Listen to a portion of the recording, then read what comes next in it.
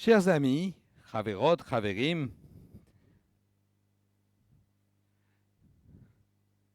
vous connaissez probablement cette histoire juive. Cela se passe en Allemagne au début des années 30 et c'est Yankel qui croise son ami Moïse au café. Et à sa plus grande stupéfaction, Moïse est en train de lire Der Stürmer avec un grand sourire aux lèvres. Et Yankel n'en croit pas à ses yeux. Il dit, mais comment est-ce que tu peux lire un tel torchon? Alors Moïse lui répond, oui, je sais. Mais dans les journaux de la communauté, ils ne font que parler de la montée de l'antisémitisme et de comment l'avenir s'annonce bien sombre pour nous ici, alors que dans ce journal, nous sommes les maîtres du monde. Je vois qu'elle fait encore rire. Je ne suis pas sûr d'ailleurs, parce que moi, ces derniers temps, je dois dire que cette histoire me fait de moins en moins rire. C'est comme si j'avais de plus en plus de mal à la comprendre. Et contrairement à ce que je vous sens en train d'imaginer, ce n'est pas parce que j'y verrais une préfiguration de la montée de l'antisémitisme que nous traversons aujourd'hui, ou parce qu'elle prendrait des accents prophétiques d'une nouvelle tragédie. De toute façon, la prophétie juive ne consiste pas à prédire l'avenir, mais à décoder le temps présent. Et c'est bien ça mon problème. J'ai l'impression de ne plus savoir tout à fait décoder cette histoire. Le ressort de l'humour repose ici sur la juxtaposition d'une réalité et d'une absurdité. Et pour que cette histoire nous fasse rire, il faut savoir clairement qui est qui sont les gentils et qui sont les méchants, et quels sont les mensonges utilisés par la propagande, ce qui est vrai et ce qui est faux. Or, je dois avouer que la réalité et le sens du monde m'échappent de plus en plus. Si j'écoute les personnages politiques en Belgique ou en Europe, il faut bien avouer que ce sont les partis très à droite qui semblent vouloir s'intéresser à lutter contre l'antisémitisme et protéger les juifs d'Europe. Et dans le même temps, ils souhaitent mettre en place des politiques de non-accueil qui, si elles ne nous affectent pas du tout aujourd'hui en tant que juifs, auraient été un arrêt de mort pour mon famille en d'autres temps. Les États-Unis restent les plus fermes alliés militaires d'Israël, mais jusqu'à quel point le sont-ils encore de l'Europe et du reste du monde occidental? Et d'ailleurs, même concernant Israël, ne sont-ils pas également une espèce de mauvais génie? Alors peut-être que Trump me fait mentir là. Pour les laisser s'aliéner le soutien des pays arabes qui s'étaient rapprochés d'Israël. Sans compter que pour beaucoup de juifs de cette Amérique, j'imagine qu'un bon juif est un juif enfin devenu chrétien. De la même manière, si l'on regarde les chiffres, je me demande si avec les droits de douane et la récession qu'il risque d'entraîner, Donald Trump ne ferait-il pas plus pour la décroissance et la planète que Greta Thunberg? Il a de quoi vraiment avoir le vertige et ne plus savoir à quel saint se vouer. Et dans le même temps, crise après crise, nous semblons nous accommoder d'une situation politique, écologique et économique qui ne s'améliore pas. Nous sommes paralysés par notre impuissance à changer les choses au point que beaucoup vont se réfugier dans des positions radicales, mais insignifiantes en termes de résultats, ou d'autres à accepter passivement toutes les détériorations du monde. La colère exprimée dans les conflits sociaux sans revendication claire, la dureté de notre société, la hausse de la consommation de drogue, les problèmes de santé mentale qui explosent régulièrement en violences gratuites, sont probablement les fruits des frustrations engendrées par notre impuissance et notre résignation devant l'accumulation des difficultés et ses sources de stress. Cette impuissance, cette résignation se nomme impuissance apprise ou impuissance acquise selon les sciences du comportement. Cette impuissance apprise a été exposée en premier dans les années 60 en appliquant à des animaux des expériences désagréables ou douloureuses, arbitraires, auxquelles ils ne pouvaient pas échapper. Après un certain temps, ils n'essayent d'ailleurs plus d'échapper à leur supplice. Et même pire, si on les soumet à de nouvelles expériences, ils acceptent passivement, même s'il existe une possibilité d'échapper et que cette possibilité est visible. Je veux dire que, exposés ainsi, ces résultats n'ont pas grand-chose d'encourageant et sembleraient à même d'éroder significativement notre affirmation du libre arbitre. Face aux grandes difficultés et challenges de notre monde, nous sommes parfois écrasés par notre impuissance. Malgré nos efforts individuels, le flot d'annonces toujours plus inquiétantes sur notre futur semble impossible à enrayer et surtout à contrer. En cherchant quelque chose de comparable dans les textes rabbiniques, je suis tombé sur des commentaires midrashiques de l'épisode de Baal Péor, nombre 25, où les rabbins imaginent exceptionnellement Moïse en proie à l'impuissance. Dans le narratif des rabbins, Zimri sortit du rang pour mettre en cause l'application de la loi par Moïse et pour provoquer son autorité.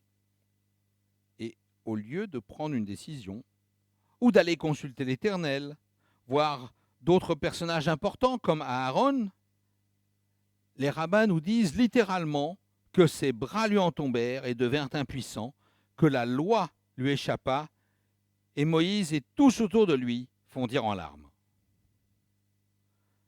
C'est une situation vraiment hors norme. L'impuissance et la paralysie de Moïse semblent contaminer tant son entourage que presque le spectateur et le lecteur par la stupéfaction. C'est alors que Pinchas se lève et va procéder à 2 exécutions sommaires vues au-dessus de tout le monde. En clair, la paralysie et l'impuissance ouvrent la porte à la violence arbitraire et au chaos. La tradition nous met ainsi ouvertement en garde contre l'inaction ou la paralysie. Nous avons conscience du poids de la répétition des crises sur notre capacité à faire face. Cela nous entraîne à rester ou à devenir passifs. Que ce soit à cause de la situation des Juifs en diaspora ou en Israël, ou des sujets plus généraux comme je l'ai évoqué en ouverture, ou encore l'accumulation de toutes ces angoisses. Alors ici, je pense que les séfarades ont un bonus, mais ils ne sont pas immunisés. Je pense que nous sommes nombreux à nous reconnaître comme victimes de cette impuissance acquise. Et si les Juifs sont loin d'être les seuls à ressentir cette paralysie, la confusion des positions et le rôle récurrent de bouc émissaire que les autres nous font endosser nous rendent particulièrement sensibles. Heureusement, plutôt que de nous contenter d'une vision mécaniciste et particulièrement pessimiste, les sciences du comportement nous proposent également une suggestion de thérapie à même de soigner et de surmonter l'impuissance acquise. Si l'impuissance acquise s'attrape par la répétition systématique de l'impuissance, il semble que l'expression même limitée, même minime de notre contrôle sur une situation puisse agir comme une sorte de vaccin à la fois curatif et préventif. Et c'est bien ce que nous sommes invités à faire aujourd'hui, en ce jour de Kippour, à prendre ou à reprendre le contrôle de nos vies par des gestes dont nous pourrons mesurer et ressentir les effets. Bien sûr, ce qui est attendu de nous pour une vraie teshuva peut nous sembler hors de portée. C'est d'autant plus vrai si nous ajoutons à tout ce que nous avons fait, tout ce que nous ne sommes pas parvenus à faire, ou encore pire, tout ce que nous avons collectivement laissé faire. Arrivé ici, toute tentative de réparation peut sembler insignifiante, inutile même. Alors pourquoi endosser le supplice de Sisyphe volontairement, accepter de faire un travail épuisant qui s'avérera inutile, puisque Sisyphe est l'incarnation de cette impuissance acquise. Selon Camus, l'être humain peut trouver une forme de bonheur malgré l'absurdité du monde. Il faut imaginer Sisyphe heureux, dit-il. Tout comme Camus, le judaïsme refuse de laisser l'humain céder tout son être à l'absurdité du monde. Mais il diffère sur la manière d'y parvenir. Pour Camus, l'être humain profite de courts moments au-dessus de cette absurdité, alors que pour le judaïsme, l'être humain grignote patiemment cette absurdité. À chaque cycle, il est un peu plus fort de l'expérience du cycle précédent. Et Boris Cyrulnik le décrit à propos de la résilience. Elle peut s'exprimer par des expériences d'entraide ou de soutien, même infimes, pour contrer les traumas.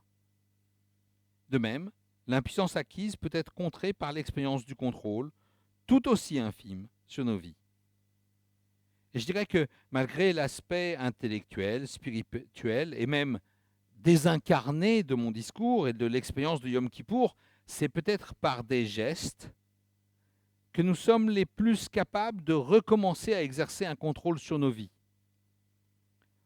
Pendant la journée de Kippour, le jeûne ne doit pas être vécu comme une expérience d'ascèse, mais de modération. C'est seulement au moment de la rupture du jeûne, que vous attendez déjà tous, quand nous revenons à la normale, que l'expérience corporelle prend du sens. Le moment où on peut recommencer à manger, pas le moment où on arrête de manger. Le contrôle sur notre alimentation, et le judaïsme ne manque pas de règles sur le sujet, est un exemple clair de domaine où nous pouvons exercer un tel contrôle. En même temps, c'est simple à définir et à mesurer et pas si simple à appliquer. Je ne le sais que trop bien. Même si certains gestes viennent ponctuer la journée juive, se lever ou s'asseoir pour la prière, pour certains se balancer, mettre les téphilines, l'expérience juive est rarement ressentie dans notre corps. Pourtant, c'est une sensation qui peut exister dans l'expression juive. Ce que le rabbin Abraham Joshua Heschel décrivit à propos des marches pour les droits civiques en 1965 avec le révérend Martin Luther King. Même sans mots, notre marche était une expression de dévotion et je sentais que mes jambes priaient. Alors, tout comme lors de Rosh Hashanah, je souhaiterais donc vous inviter à vous mettre en mouvement pour l'année 5786, à avancer avec détermination, à ne pas vous laisser paralyser par le chaos de notre monde, à affirmer votre capacité à agir, même pour faire de tout petits pas, pour avancer sans vertige sur un pont de corde.